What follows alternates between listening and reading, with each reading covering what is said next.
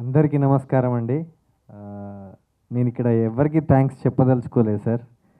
ఎందుకంటే success meet ఈ thanks అనేది మనం రోజు చెప్పుకుంటున్నాం కాబట్టి చెప్పదలుచుకోలేదు. ఈరోజు నేను సినిమా గురించి, నా గురించి మాట్లాడాలనుకుంటున్నా. ఈ సినిమా వెనుక ఉన్న కథ గురించి మాట్లాడాలనుకుంటున్నా. సక్సెస్ మీట్ ఈ సినిమా ఆల్రెడీ కమర్షియల్గా సక్సెస్ సార్. నేను ఇక్కడ కోట్లు వస్తాయని కాదు, కానీ కోట్ల హృదయాలను దోచుకుంటుంది ఈరోజు ఈ సినిమా. అంటే నాకు కాల్ చేసి ఇంతకుముందు ఇంకో మూవీ తీశాను, సినిమా బాగుంది అన్నారు, లేకపోతే సినిమా ఇట్లుంది అన్నారు, ఇంకా వేరే వాళ్ళ సినిమాలు కూడా ఆ సినిమా బాగుంది, ఈ సినిమా బాగుంది అన్నారు. బట్ ఈ సినిమా దగ్గరకు వచ్చేసరికి అరే ఏం సినిమా తీసినవురా నువ్వు. నిజంగా ఒక అతను నాకు కాల్ చేసి, సార్ గుండె బరువెక్కింది సార్ నేను బయటకు వచ్చేప్పుడు, ఇది సార్ నేను గెలుచుకున్న సక్సెస్ ఇక్కడ ఇవాళ. సో ప్రతి ఒక్కరికి నేను ధన్యవాదాలు చెప్పుకుంటున్నా మీడియాకు. ఎందుకంటే యునానిమస్గా ఇది మంచి రివ్యూస్ ఇచ్చారు, మంచి సినిమా అని రాశారు. సో దానికి ప్రతి ఒక్కరికి నేను కృతజ్ఞతలు చెప్పాలనుకుంటున్నా. నేను ఎవరికి ఏం చేయకున్నా మీరు ఈ సినిమా గురించి బాగా మాట్లాడారు సార్.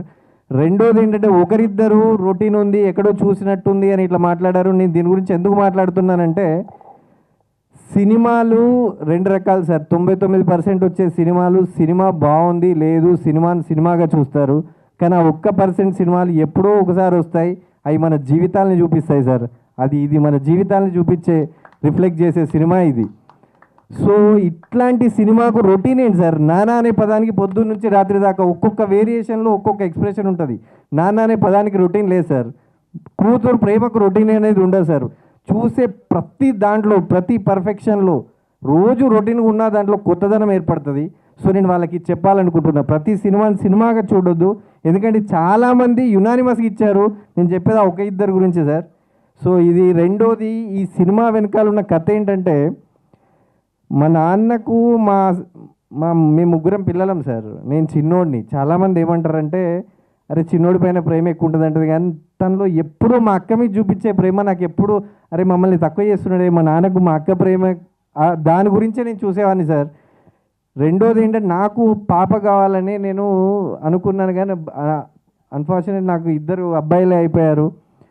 సో నేను ఆ బాధను ప్రతిసారి అనుకునేవాడిని, నాకు ఒక ఆడపిల్ల ఉంటే బాగుండు అని అనుకునేవాడిని సార్. కానీ అది జరగలేదు. నా ఫ్రెండ్ ఎడ్యుకేటెడు, నాకన్నా నా అంత చదువుకున్నాడు.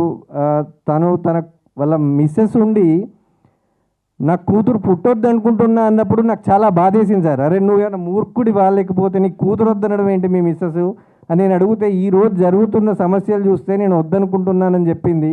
అని తను ఏడ్చాడు, తన వైఫ్ నా ముందు చెప్పింది. నేను ఆ రోజు అనుకున్నాను, ఏంటి ఇంత దారుణంగా ఉంది ఆ సిచ్యువేషను అని చెప్పేసి. అఫ్కోర్స్ మనకు అప్పుడప్పుడు జరిగే కొన్ని ఇన్సిడెంట్లు అవి చూస్తుంటాం కదా, వాటిని నిజంగా నా మనసుకు హత్తుకునేలా చేసింది. అందులోంచే వచ్చింది ఈ సినిమా. నా ముందు సినిమా కూడా అట్లాగే ఉంటుంది, కానీ అది సినిమా, ఇది జీవితం, ఇది నిజం సార్. అందుకని ప్రతి ఒక్కరు దీనికి హృదయాలను గెలుచుకున్న cinema sir. I'm very very thankful to you media and everyone supported very well. Fantastic. Thank you so much. Thank you sir, thank you so much and congratulations.